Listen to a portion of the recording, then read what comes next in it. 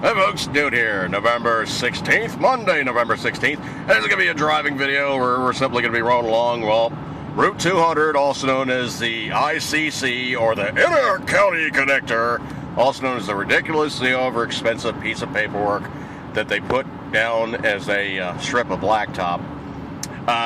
Not the best piece of road work, but it does get you from east to west rather quickly without having to deal with the Capital Beltway, also known as 495, also known as the Circle from Hell. That's right, they are talking about the circumscribing beltway around Washington, D.C., Virginia, Maryland, and it's not a whole hell of a lot of fun. Ask anybody that has to do the thing daily for commutes. It sucks. Well, case in point, I am back from New York City. I'm actually back from New Rochelle, which is an area in a city north of New York City, which is where my father resided.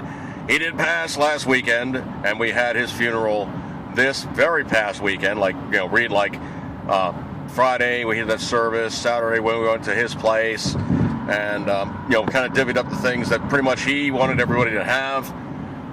My dad, in his essence, was a curmudgeon, okay? If anybody that really knew him knew he was basically like Archie Bunker with no censors. I mean, literally, the guy was like Archie Bunker with no censors. Very, very salty, Navy-style language basing. He'd cuss you up one side and down the next just because you got on his nerves a little bit. Very feisty, very German, very, very short-tempered. And a lot of those aspects I tend to have, in my own persona. I am a hair trigger. Anybody that knows me, I will get pissed off in a nanosecond. Also, I'm also cooling off in about a nanosecond. I do actually hold grudges, but not nearly as bad as I used to. I kind of matured a little bit beyond that one. But, these are all traits I picked up and I got from the genomes and the genetics from, Papa, my daddy. And, case in point, good attributes, bad attributes. There's stuff that I got to deal with and I have to contend with because it's in my makeup. I mean, that's just how I am. But of all those things, my dad also had some very amazing character aspects.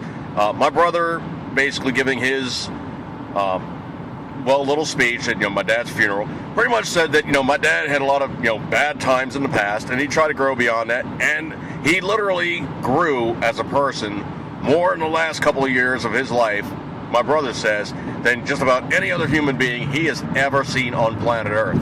Now, case in point, my dad said, most expressly, in lieu of flowers, which don't mean a damn thing. Don't give me flowers. Instead, make a contribution. I'm going to put the link at the bottom here. Make a link to the New Rochelle Humane Society so you can supply help, need, and aid to those homeless kitties and doggies and all the rest of that good stuff. My dad was a huge animal lover, okay? You would not believe the sheer quantity of cat food he had in his apartment to feed all the strays. I don't think I saw near as many strays as the amount of cat food he had. I think he was pretty much set to feed about 30 or 40 cats versus the 3 or 4 that I saw. And of all those things, he was just absolutely just complete, total animal lover. Always walked around with dog biscuits in his pocket. He would hand them off to people's pets. And the other thing too is also he would always look after the cats. I heard one of the stories, the cat that he really liked, was like his buddy. One day, jumped upon his window air conditioner, knocked on the window, 2-something in the morning. My dad went out wearing T-shirt, underwear, slippers in the snow, somewhat godly amount of cold temperature out there, and was proceeding to feed the kitty. Oh, hey, you're a dumbass. You came, not even you're a dumbass, but, oh, you came on by too late, but here, let me give you some food. Kind of one of those deals, but my dad pretty much had a major flip over from his earlier kind of almost reckless and just not best way of executing his life, which if you think about it, in somebody's closure of their declining years, if they start doing stuff right, they kind of try to make some switch around from being not the best to about the best person they can be, which is pretty much about all we can ever truly ascribe to do, is try to become our best person. Now, of all those things my dad did, and I'm going to include some pictures here, so if you give me a second here for a break, I'll show you guys a couple of pictures.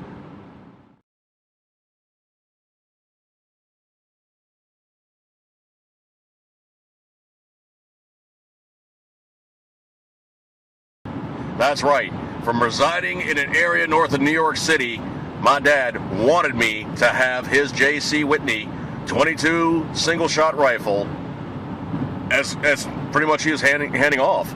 Now, did he know I was a gun person? No. But I am literally, he used to kind of do it in the most humorous of fashions. He would literally use like the Chinese way of making note of his children. This is number so-so son, this is number so-and-so son. I'm the first, I'm the oldest, I was the number one son. And he literally did introduce me to people who are passersby who knew the rest of the family as I am his number one son. So in that vein, I am deeply honored he chose me to carry on and hold on to this heritage of him being a gun owner in not one of the best places to own a firearm. As a matter of fact, I even bounced off the brothers. I was like, now, was it something like, Dad knew like gun laws are not great in New York versus Maryland? And my brothers are kind of shaking their heads like, huh? What? No, it didn't even like click. I mean, it didn't even register that part. They're like, no. He just wanted you to have this. Did I even know that Dad had this rifle? No. As a matter of fact, I think probably what it did was it probably stayed at my grandmother's house, or apartment actually, where it was. I mean, it was my grandmother's apartment we went to in New Rochelle. Now, of those things, my dad actually lived in the Bronx, grew up in the Bronx, was from the Bronx, born in the Bronx, all the rest of that good stuff like that there. My grandmother, also known as Nana, went north to New Rochelle, and that's where she took up residence and, remarried a very awesome person who died not too terribly much later. I remember him in my youth, just an awesome guy. And so she carried on after his passing. And my uncle had moved out of their two-bedroom apartment. He stayed with his mom for an extended period, so he finally met up with somebody that he loved and all the rest of the good stuff. So my uncle also has passed, but my grandmother passed first, then my uncle passed, and then finally my father passed. Now, of all those things, my grandmother's apartment, which was basically just a one-bedroom apartment, my dad was such a completely just respectful person that pretty much her bedroom was her bedroom. He did pretty much everything and slept in the living room. Her bedroom was not exactly as she left it, but it was pretty close, man. He would not even sleep in her bedroom, in her bed. The cat would probably go both rooms, but my dad sure wouldn't. So, case in point, pretty much it was almost like a preserved museum kind of a thing, where my father was just as such that he kept those things that he knew that she so adored.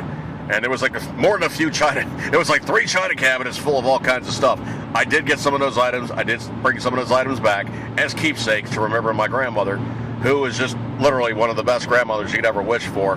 And her untimely passing, I wish I really had truly been a better grandson. But unfortunately, I didn't really get the chance to really have as much contact with her later in life as I really probably should have.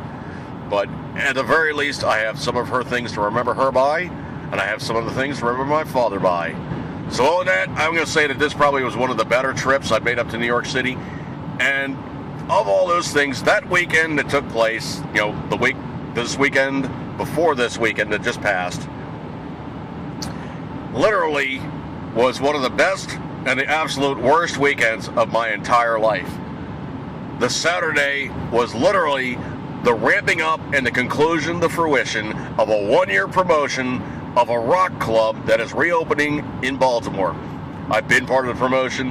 I've been rah-rahing the thing. I've been helping everybody involved with the project. I know a lot of the people involved in the project. They know me, usually by first name basis, and literally to the point where the partner came up to me, like one of the notable other guys came up to me, and they knew me, okay? So it's not like I'm just like an also-ran. These guys know I am a full-on supporter of the project, and the party that happened last Saturday, and I'm not talking the Saturday that just passed, I'm talking the Saturday before, that thing was freaking phenomenal. It was literally like a coming home kind of a thing for a whole bunch of people who've been waiting in excess of 20 some odd years to see this rock club come back to life. Now, that was amazing. That was an awesome day. I'm not exactly feeling great because it was a long day. It was a lot of partying. So I woke up kind of not feeling great and kind of ramped over to the next day. Of course, being that Sunday, get a phone call. It's my brother. Hey, I got some not great news. And I'm like, okay, Dad's hurt. Dad's having problems. Something's really wrong here. Maybe one of the kids, one of the brothers. And then all of a sudden something told me, no, Dad. Now, anybody that knows me knows this is kind of one of the really behind-the-scene things. I have a bit of a psychic thing. Most of the people who are close to me, if not related to me, in their passing, I know that they passed, and I know that they visited me before they moved on. I was taking a nap earlier in that afternoon because I was just, so hating it. And something came to me and said, there's something going on. Somebody's saying, hey. And I didn't put two and two together, but I got the distinct impression of something blue. Like literally like a field of blue. And I didn't put two and two together. Now, it wasn't a dream. It was kind of one of those quasi-sleep things where something else is going on. Like when my sister passed this May, I knew she had passed. I knew she was saying goodbye because I had this really kind of almost like hard to explain, but like really kind of hazy, almost staticky kind of picture in my head. And I knew it wasn't my dream. It was somebody else's thoughts of a beach. And literally, she loved the beach. So I knew it was her. In this instance, it was the color blue. And I didn't put two and two together until I thought about it later. Dad being a Navy guy, the Navy uniform is blue. So he was saying, hey, here you go, shipmate, saying goodbye. Bring me out. So I knew he visited, and he was saying goodbye before he passed on and decided to, cross over. So all these things, it's not really like a huge comfort to me, but I know something is going on, and I know heads up that something else has really happened here that's not great. I mean, it's not like I really get like a bad feeling or a good feeling or something along those lines. I literally just get these guys telling me, hey man, I'm saying hey, or I'm saying goodbye. And I'm saying goodbye in my own unique way. Every single person that has ever come to me, for years, every single person that's ever come to me, every single experience has been different. But I literally, quote unquote, like I made that quotation thing in the air, I knew it was them. So if anybody has ever any doubts about what happens afterwards when you pass on, you don't stay here. You go someplace. You go someplace else. And I don't know where you go, but you go someplace else. So that thing about you go into dirt and everything stops, no, that's not true. You definitely do carry on. So that, hopefully you guys can take some comfort, and I'm going to rock on and keep on driving down the road here. I'm probably going to take Pop's rifle out and shoot it sometime at my local range, give it a try. But of all those things, if you guys can take any comfort at all from all these things, it doesn't end here. There is always something else. You can't stop energy. Energy changes from form to form. It can either be created or destroyed. It can only be changed from form to form. On that, folks, I'm going to break out and rock on and good stuff like that there, but it's just kind of a hellacious week, man. All right, folks, I'm going to break away and see you guys. Eat good, keep considering, as always, you know it, you love it. Good times, Pop. Good times. Say, Father. Amen. Sure. I think I probably should put a little addendum on here in terms of like the funeral stuff. My father was actually given an honor guard by the U.S. Navy. My brother and myself are Marines and gave him a full military honor at the time of his burial. Hoorah, and anchors weigh.